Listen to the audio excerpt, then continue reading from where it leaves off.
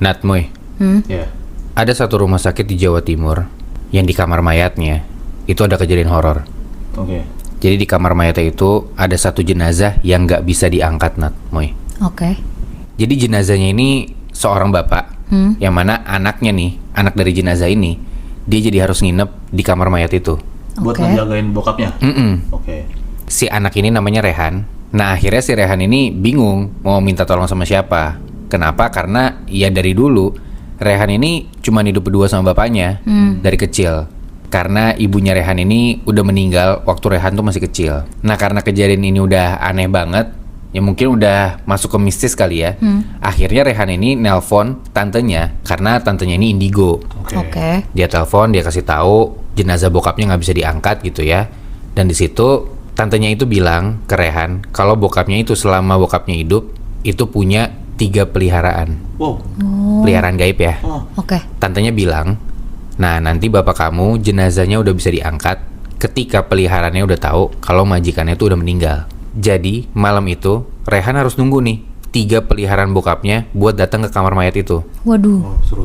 Nah akhirnya malam itu Rehan minta izin lah ke pihak rumah sakit buat nemenin jenazah bokapnya di kamar mayat.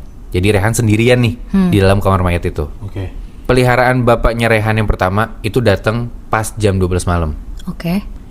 Pas jam 12 malam itu si Rehan tuh ngerasa kayak di langit-langit tuh kayak ada sesuatu yang merhatiin dia. Tapi pas Rehan ngelihat ke langit-langit, sekelebat hilang, gak ada apa-apa. Oke. Nggak lama Rehan ini ngerasa di belakang lehernya dia kayak ada orang nafas gitu loh. Oh.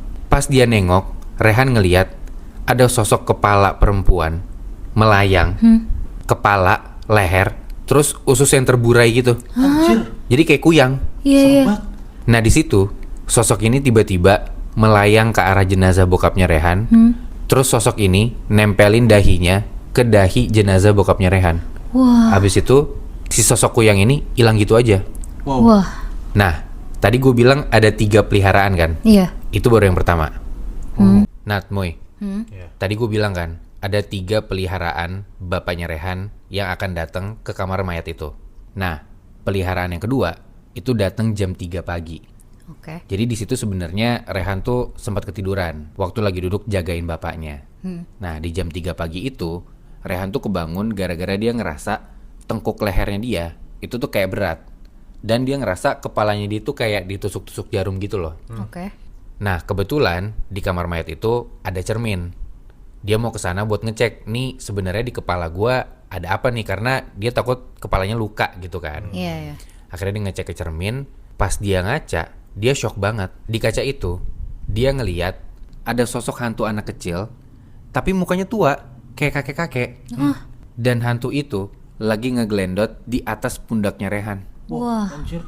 Dan di situ, sosok hantu ini lagi nyengkram palanya Rehan dengan kukunya yang tajam itu. Oh, makanya sakit kepalanya. Nah di situ, sosok hantu ini langsung loncat ke jenazah bapaknya Rehan. Dan lagi-lagi, hantu ini tuh nempelin dahinya dia ke dahi jenazah bapaknya Rehan. Terus, Hilang habis itu. wow. Nah ini nih Nat, Moy, peliharaan bapaknya Rehan yang ketiga. Di situ Rehan tuh udah gelisah banget karena dia takut yang datang terakhir itu peliharaan bapaknya yang paling kuat. Oke. Ya. Tadi kan udah ada tuh kuyang.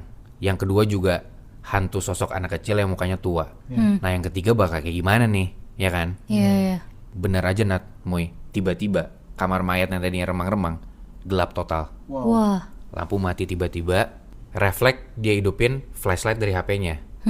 Waktu dia senterin ke lantai, itu dia langsung lihat di depan dia, itu ada kaki pocong.